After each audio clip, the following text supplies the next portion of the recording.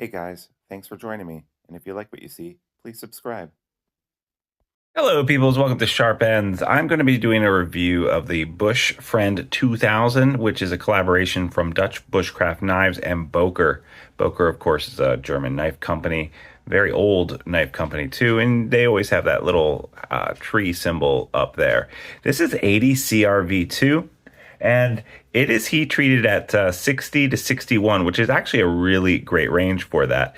It's got the classic Coke bottle European handle, and it's made by or designed by DBK, which is the Dutch Bushcraft knife channel, which is one of my favorite knife channels out there. I really enjoy their content. And of course, they do a lot. They basically focus on fixed blades, although they have some folders as well and bushcraft type knives. You really should check out their channel. But first, please click on the like button. Thank you to my Patreon supporters and leave a comment. It really helps the channel. So what do I think about this? First, let's talk about the price point on this. I'm going to do a full review. I've got it back in whenever it came out, late November, I believe. I have a number of this style of knife, which is a Scandi grind and a European type bent to it. I actually really like this knife. Has a very specific purposes, mainly bushcraft and camping type knives like that. So the price on this is 130 euros, which is 135 US dollars. Not that bad actually for 80 CV and everything that comes with it. The Tarava Jarapuco, this is the 140, so the big guy here, also 80 CRV, but I believe that its HRC is closer to 59. Correct me if I'm wrong.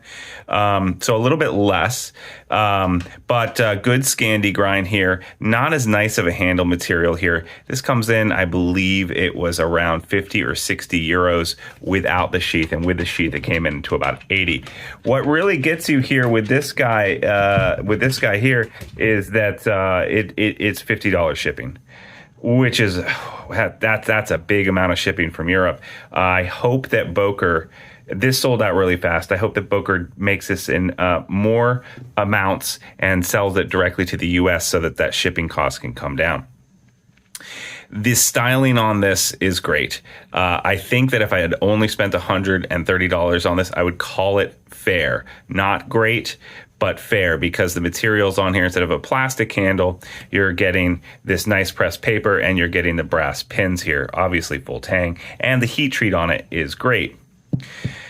Something like this, it is full tang as well, but it's hidden underneath plastic. And like the Robust from Mora, which you could also kind of compare it to, this is made in Sweden, is 80 CRV, I believe. Oh no, maybe this is not. This is their high carbon steel, their stainless variety of it. So not as good of a steel, but a great knife. But this is $80, $60 to $80 for this Moroccan. So all around, I think it's a pretty good deal, even though it's more expensive than these two. The fit and finish is just a little bit better. And then you can go all the way up to something like this. This is the Bark River Euro knife. This is a convex Scandi combination here. Very nice Coke bottle handle on this one, but you're paying twice as much. Your 260 range for this, or 280, something like that, compared to this. So where does it fall down? Well, the ergos are really good, but it's a little thin to me. I wish it had liners in here, or if the handle was just a little bit thicker.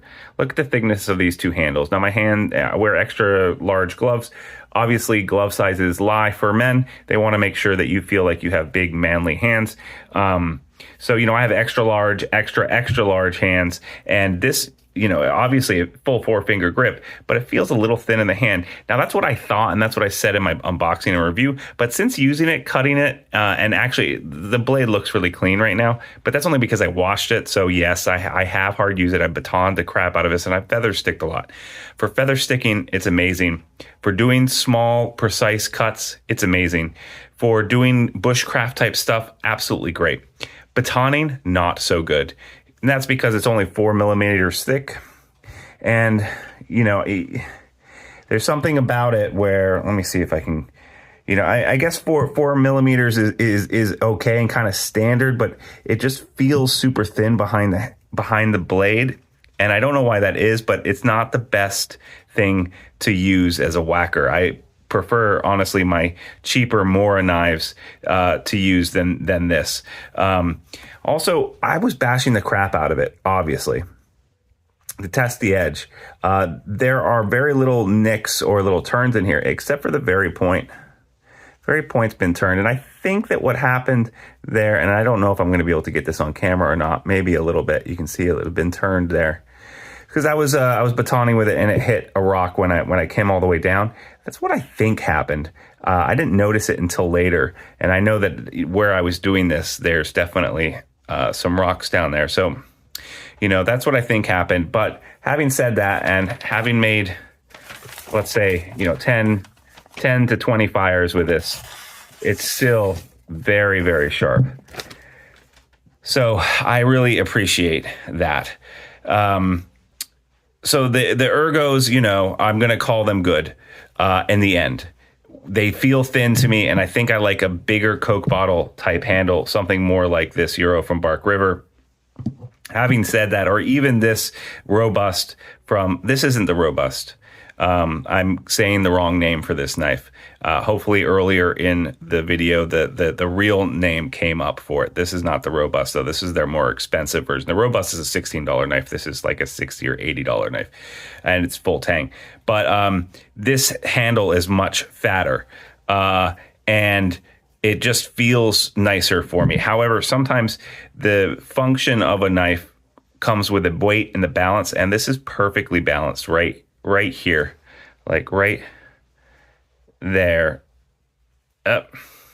right basically where that first, right there, balance right there, which makes it very comfortable for doing bushcraft specific type cuts, for skinning things off of, like bark off of wood, or making very thin slices with vegetables. It works really, really well. Feels good to hold and do that. So Ergo's great. Fit and finish, I actually really, really like it. I really like the finish on the blade too, and the way they've sanded that. They've put ADCRV here, so their branding is a little big, but I don't mind. Their ADCRV is really small over there. I don't mind the Boker logo and the DBK. I mean, you have to have it there, right? Because a lot of people, this sold out so fast because they were the ones who put their name on it, and a lot of people like them. Again, I think that the ergos are okay. I wish it was a little bit thicker, but when practical application push came to shove, it turned out to be fine. Their brass fittings are really good. I like their little lanyard hole here too. Really locks into the hand. It does throw a very nice spark with a ferro rod over here. And I can show you that if I can find my ferro rod real fast.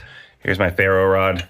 It's a sharp spine, but it's not the LT Wright type of spine where they haven't quite gotten off the burr almost. But it does throw a very nice spark. Woo! Big amount of, and I'm even melting my mat.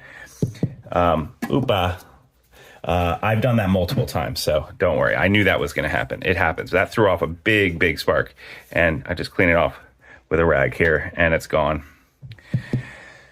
So, very nice spark thrower. It's going to do the job in that regards. The Scandi grind itself is very good. The edge is pretty stable, although, like I said, I did bend it a little bit. I think it's because I hit a rock, so I can't necessarily blame that on the heat treat. I assume that Boker does really good heat treats and they're trustworthy with their 60 to 61. And all around, and then I guess I should also mention that the leather sheath they came with is absolutely great. Fine, it's got the dangly type, but of course you can always run it. You can leave the dangly off or even take it off and wear it on this belt loop here instead of the dangly. Brass fittings on this too. Not sure if that's real brass fittings, probably. And they've got the DBK branded on this as well. If you get a chance to pick this price range, the $130 range, I think is underutilized. Like the budget range is like $80, and then at around $100, $130, there's some really good deals. But by the time you get to $100, a lot of people want to go and spend a lot more than $100. But I think there's a lot of value to be found in this price range, and I've been finding it more and more lately. I'll just throw that out there. Having said that, the Terra Nova Jarapuco, this guy is a screaming good deal and a good. Almost half the price of this guy, and made with the same blade steel. The sheath for this is plastic surrounded by leather, locks in there really good, even has this extra lock here. So, this is the screaming good deal too. Everyone should have one of these if they're going to be into bushcrafting, I think. Same with a good old robust or something like that from Morocniv, Mora knives. So yeah. Very, very cool. I'd love to know what you guys think about this knife. I hope it comes out again soon, and that there are more of these made, and that they're more widely distributed in the U.S. so that you don't have to pay the shipping price for these, because I think that these are a really nice midpoint price range for a nice fixed blade knife. And I really like the DBK guys. I like supporting them, and this is an awesome way to do it. I have now 4 or 5 knives that have been made by YouTube channels and collaboration, and this is right up there at the top. I really, really enjoy this. So check it out if you get a chance. Let me know what you think in the comments below. Leave a comment, subscribe, and as always, thank you to my Patreon supporters. If you want to get a chance to win a knife of the month, follow the link down below. For $3 a month, you too could win a knife of the month. Thanks so much, guys, and I'll see you next time on Sharp Ends. Bye-bye now.